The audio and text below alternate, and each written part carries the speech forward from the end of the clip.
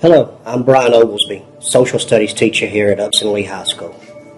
And I want to share with you a couple of stories that have happened in my life that have made me the person that I am today. When I was a 10th grader here at Upson Lee, I had surgery on my eye in hopes of making my vision better. Instead of making my vision better, I lost my sight.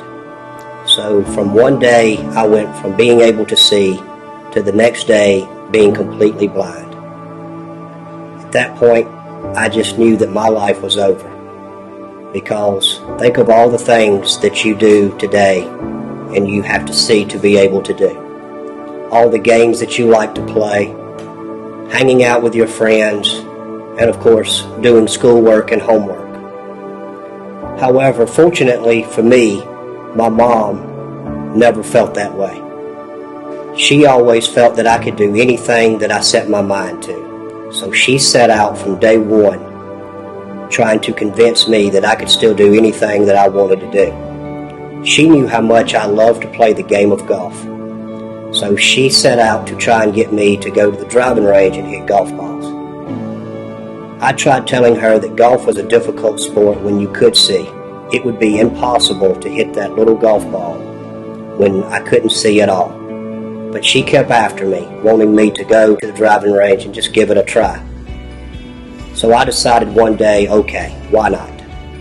My dad took me to the driving range one afternoon. I thought I was going to prove my mom wrong.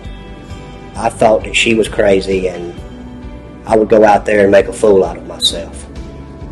But little did I know it was me that was crazy and I was wrong.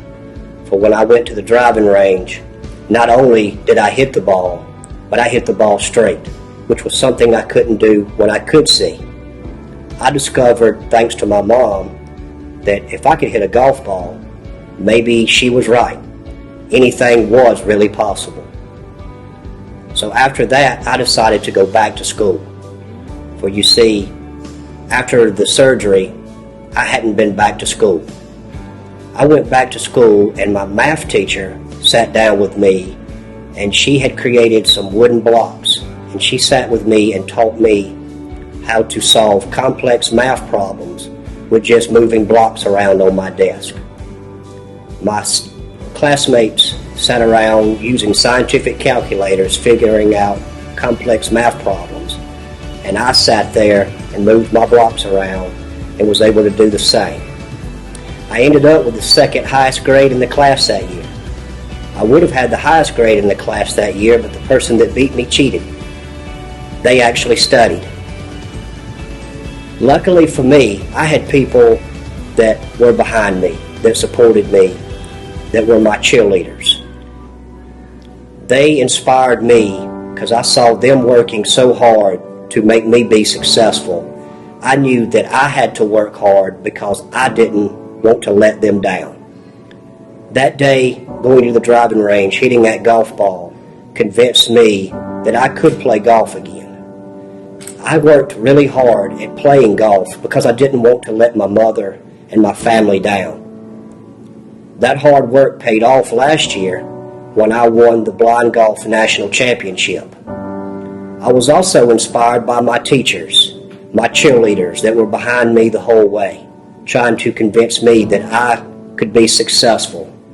I worked hard and became successful to the point where I wanted to give back what those teachers had given for me, to the point where now I'm a teacher and I try to help other students show their potential and to be successful. That is why I'm talking with you today, is because I want to let you know that you have cheerleaders and support behind you as well.